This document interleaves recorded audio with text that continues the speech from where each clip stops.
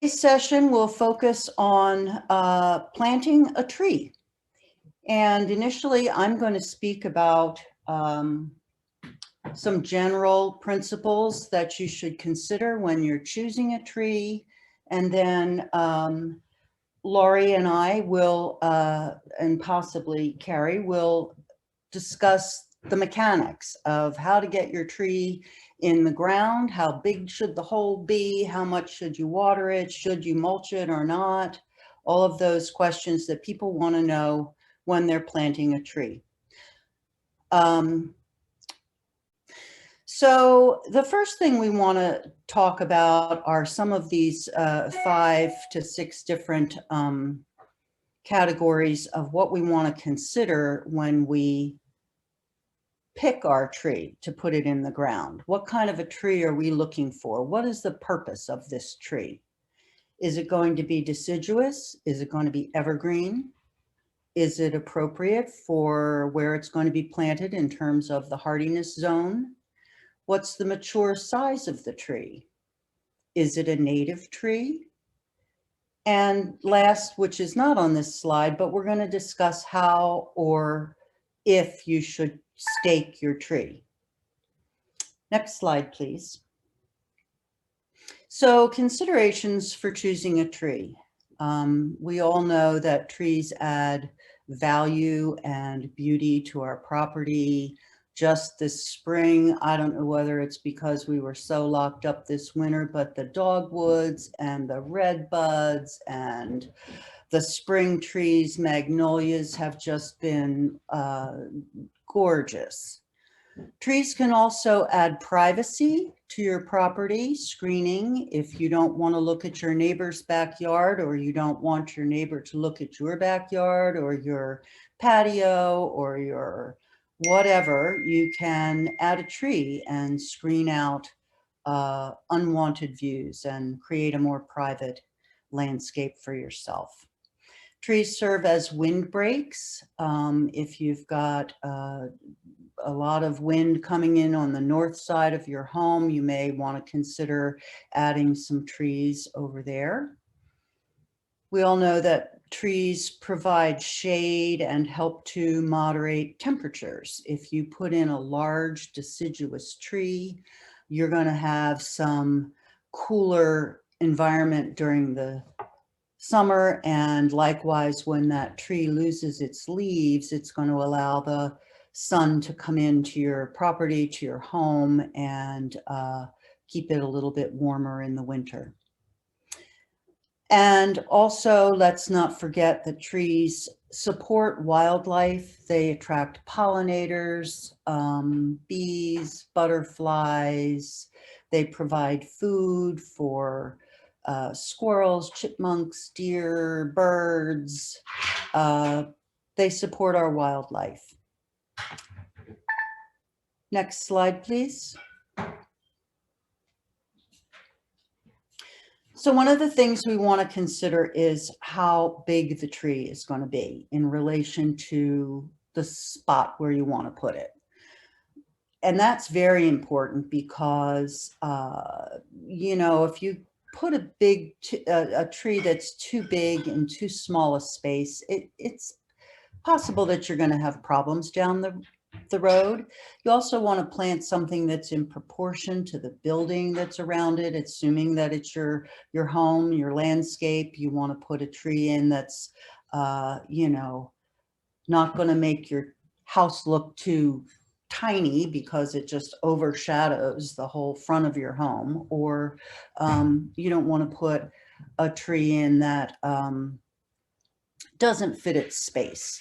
The other thing to consider is power lines. If you're putting a tree in under power lines, you're going to pick a tree that's a smaller stature tree than a big oak tree. I drive down a street not far from here where every year Dominion Power comes in and takes out a wedge of trees. There's 3 or 4 of them together, and they're right under the line. So the power company comes in and cuts a big wedge, and it just, I feel so bad for the trees, and clearly it's not attractive. So think about the mature size of your tree. Next slide, please. And you also want to consider, speaking of power lines, calling misutility if you're going to put a tree in that, if you know where the power lines are on your property. I was, when I was thinking about this and doing a little research on it, apparently the power lines are down about 2 feet. So if you're planting a tree that, you know, has a root ball that's sizable, as this tree in the picture does, you may want to call 811, and that is a national number, which I just learned, and they will, I think you put in your zip code and they'll connect you with your local misutility, and they'll come out and mark the lines. I know when you know, retail nurseries come out to put trees in, they typically take care of that. So it's something to keep in mind when you're planting, particularly tree with a large root ball. Next slide, please. Obviously, you want to choose a tree that's appropriate for your zone, and right plant, right place. This is not so important when you're going to your local nursery to pick out a tree, but if you're mail ordering things, as I think more and more people are doing, I've ordered a couple of things from a local place, but if you're ordering something from California, you want to make sure that when you choose that tree that it's appropriate for our growing zone, which is 7A. Next slide. And then we want to consider if the tree is native or not. And I am not exclusively a native plant person. I have trees on my property that aren't native, but more and more, I think that, you know, we all know that pollinators, our bees, are in trouble, and butterflies. And if we can support our pollinator population, it's just something to consider. Doug Tallamy, which many of you may have heard of, but he's a well-known naturalist, professor at University of Delaware, has written several books about planting native species, not just trees. But one of the things that he's noted that I've always been so impressed by is that the oak tree species supports over 500 species of wildlife, which I just find incredible. Everything from butterflies and birds to acorns for squirrels, and unfortunately the deer, they do have to eat. But so consider planting something that's going to support the pollinators and the wildlife in our area. Native trees are also adapted to this region, this climate, and our soils. And then last, if we could have the next slide, is to stake or not to stake? That is the question. And most trees do not need to be staked. The ones that do are the ones that, as you can see here, this tree in the slide has a fairly large leaf canopy. And you may also buy a tree that's, you know, a 10-foot tree in a 3-gallon pot. So if it's top heavy, a large leaf canopy that's going to move a lot in the wind and the weather, you probably want to consider staking that tree.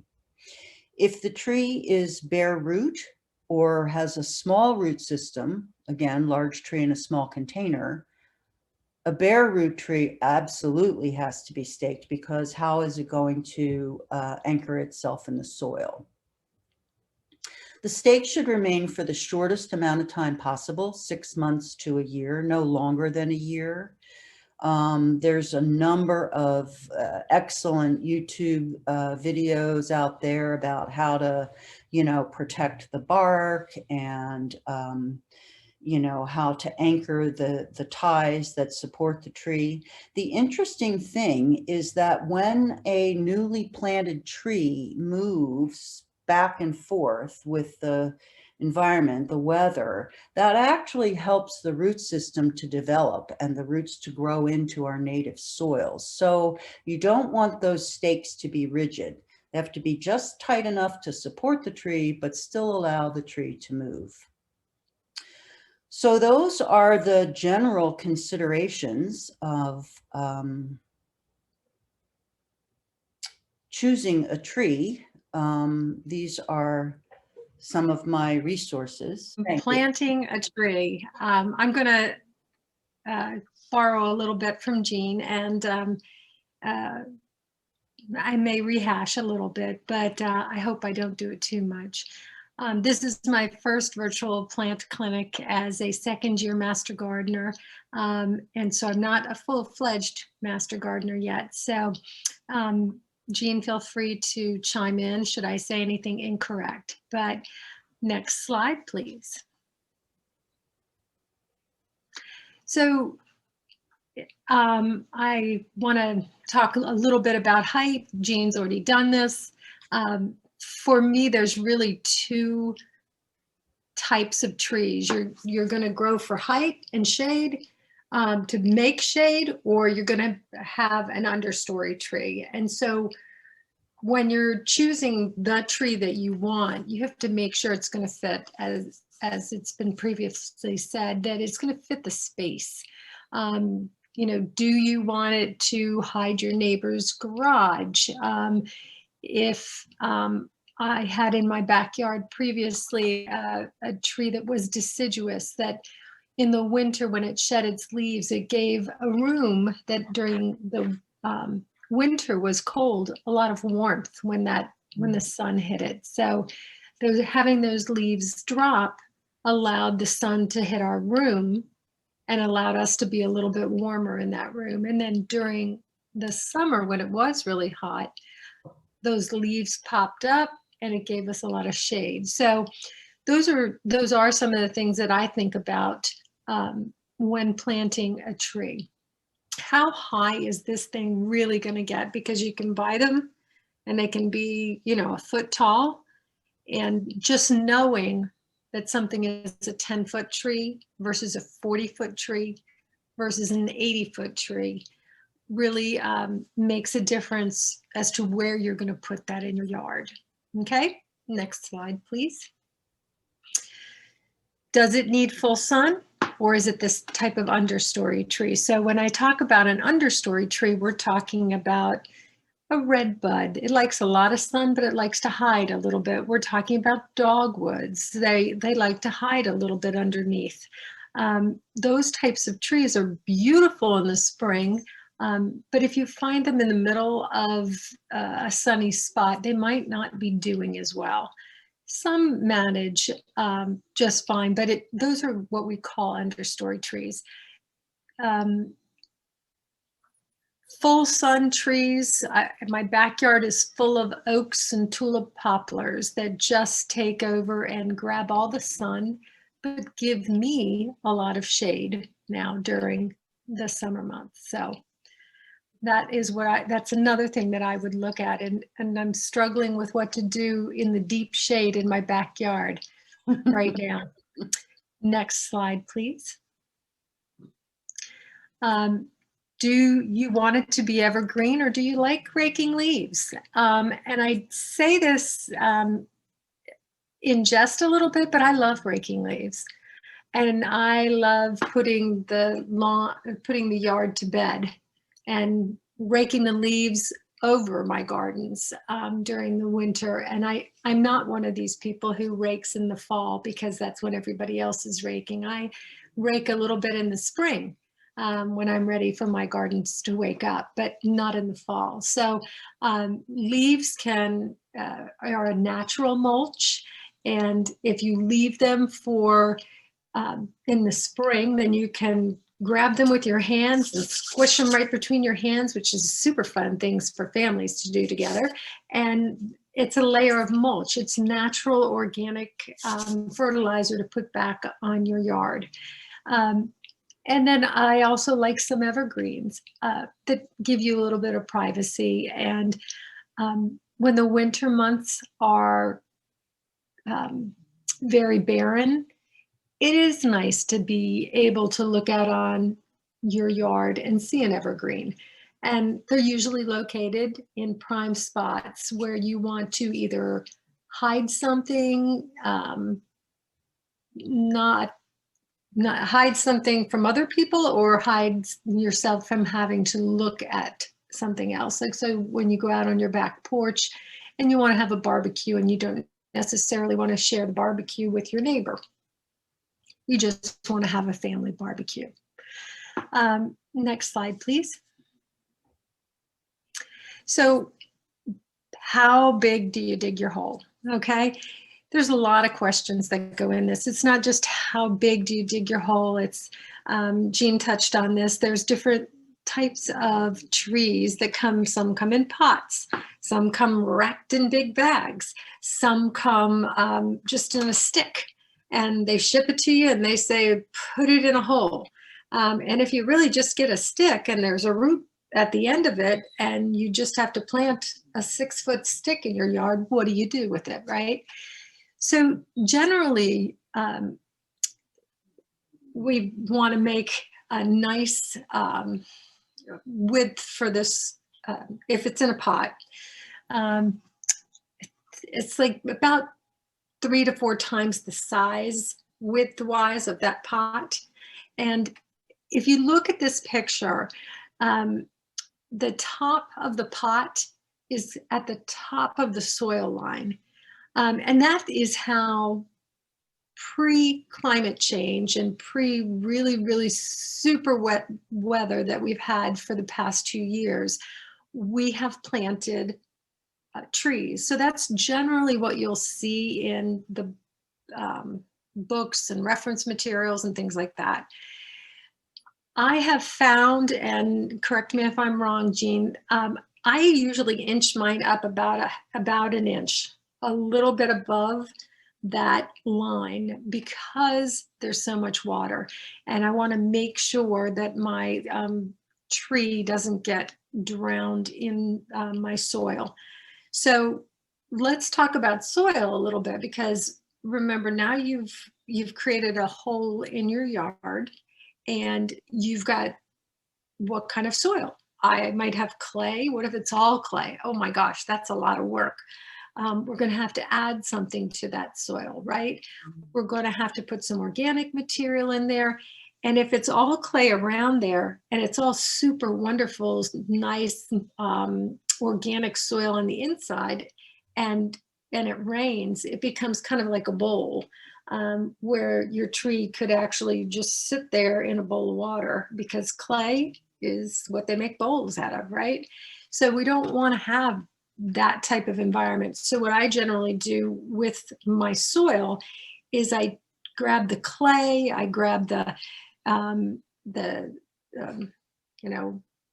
different additives. Some of it is, what they say, some of it is leaves, some of it is, or other organic materials, some of it is, what else do I use? I use all kinds of dirt, and I just mix it all together, but I want to keep some of the clay in there because I don't want a bowl. And so when I'm putting my, after I dig my hole and I'm putting the dirt back around it, it is a complete mixture of not just what was there, but organic material as well. And just before you if you do put a potted plant, potted tree into a hole, you got to remember, when you take it out of that pot, that whole bottom of the pot, and I should have had a picture of this, sorry, that whole bottom where it sat in the pot might be root bound, they call it. And root bound means you almost can't find the root because it looks like one big block of root. So what I used to tell my kids is we have to scratch its bottom and, and make sure that we can get the root out of there. And then if you can get some of that root poking out of that kind of stuck phase that it was in, and allow the roots to branch out a little bit, then that'll start giving it the impetus to reach for water and grow instead of being stuck in that little root bound pot formation. I don't know if you've ever done this, but sometimes you get a plant like that and it just dies in that format, and you pull it out and it looked like it never moved. So you want to make sure that the bottom of that plant the root is allowed to open up and reach out into the soil a bit. It's really easy when you have a tree that comes in with no dirt or anything on it, and it just has the root. I think that's all I can say on that one. That's a lot. Next slide, please. All right, I'm sorry, I already talked about it. Watering once you plant your tree, you really do want to plant it a little bit above that soil line, and you want to slow drip and make sure it gets completely wet, not soggy. I had a botanist who lived up the street, and he would make soup, he called it, and he would put the plant in it, and then he'd say, but don't let it get soggy. But so not as soggy as soup, but we used to call it soup. So that you can use a slow drip. It should definitely be watered at least if it's a really big tree for the first year, once a week.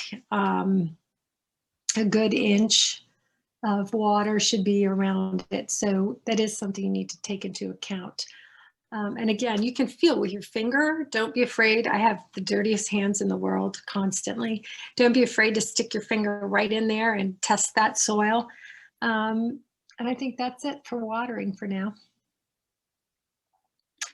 And then mulch.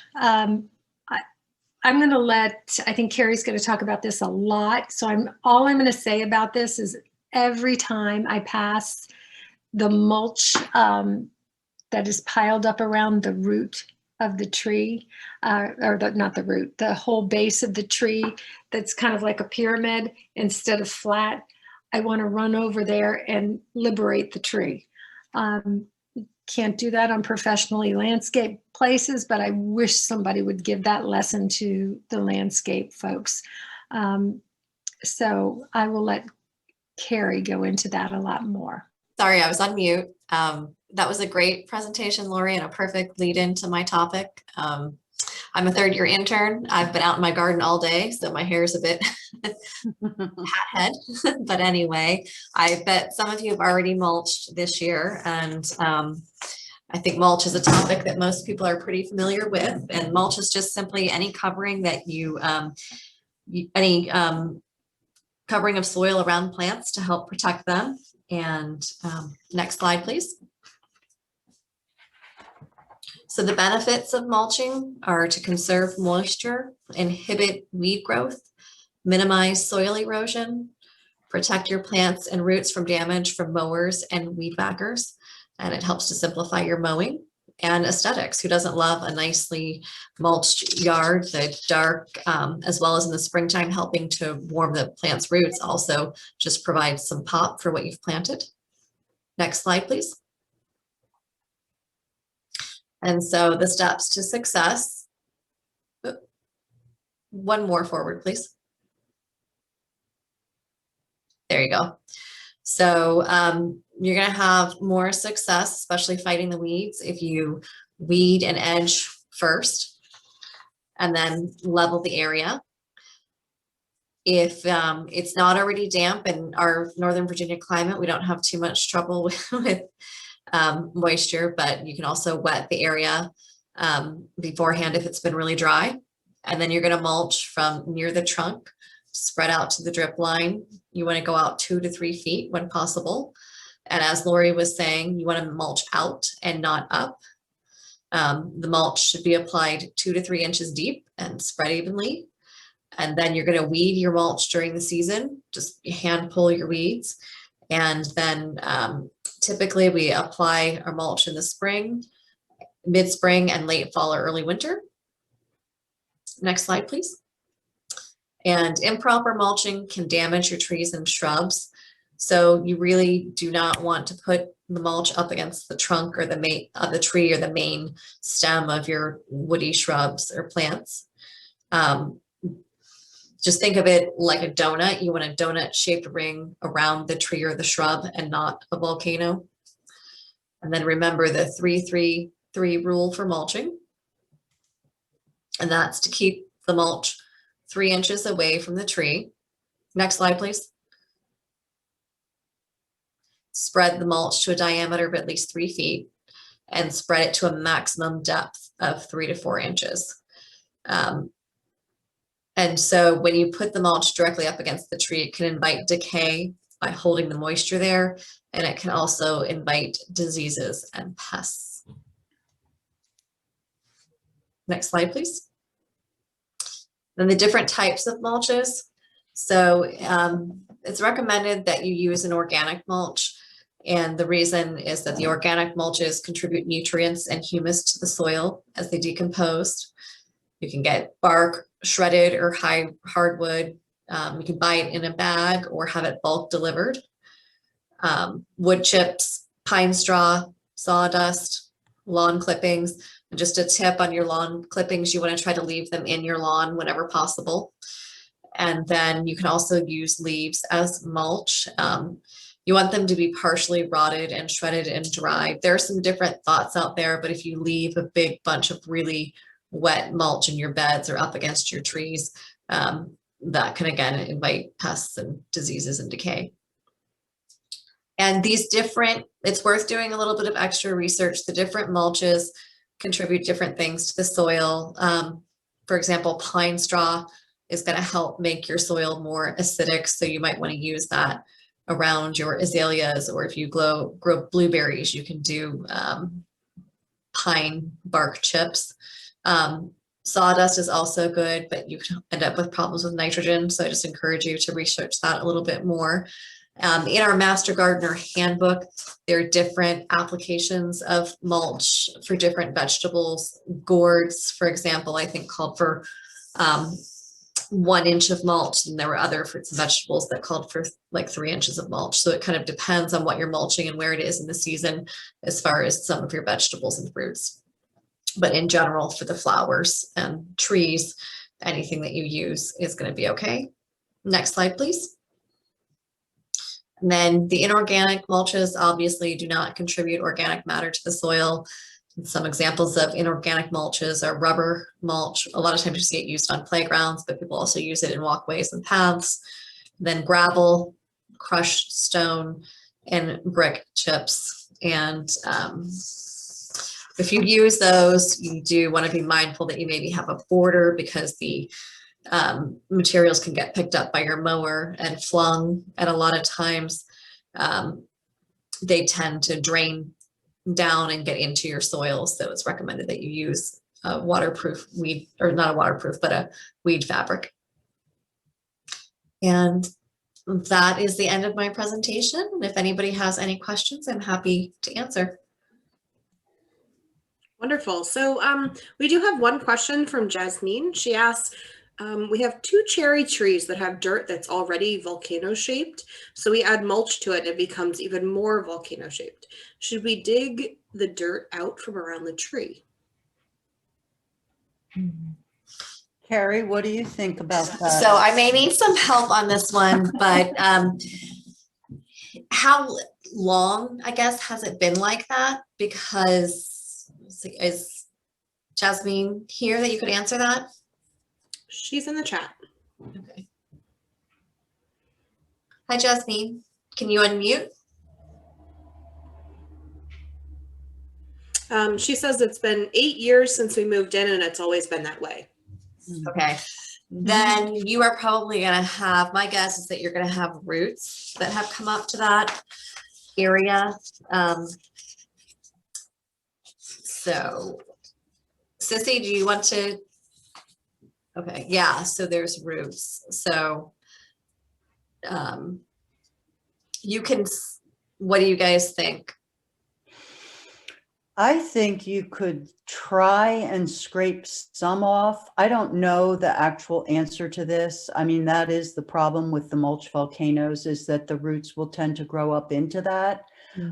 Typically, there's a root flare where the trunk actually flares out a little bit before it, goes into the soil, and that's where the roots begin to flare out into the soil. So if you cover up that root flare, roots are going to try and grow into the mulch. So it depends. If you have a lot of roots in there, I think you may be stuck with that volcano, but you could certainly not add any more, and you might even be able to get away with taking a bit off.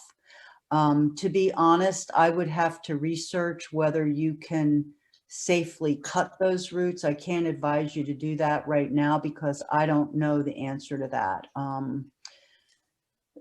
But we could do a little bit of research and get back to you if you'd like, if you want to give us your email or privately, or however we want to work that. But we could get back to you on that. But again, the first thing I would do is go out and take off any newly applied mulch. And as somebody else said in the chat, look for the tree neck or the root flare and see how far down it goes. Sometimes it can go down a foot or more. Yeah, I 100% agree. I just wouldn't add any more mulch to it, period. I'd try and probably see what was there, Jean. I think that. Yeah, and the other thing is if she's seeing any kinds of signs of damage to the tree, and Right. then if she's seeing that, she may want to consult an arborist, or like we can help at the help desk or at Maryfield. Mhm. Okay.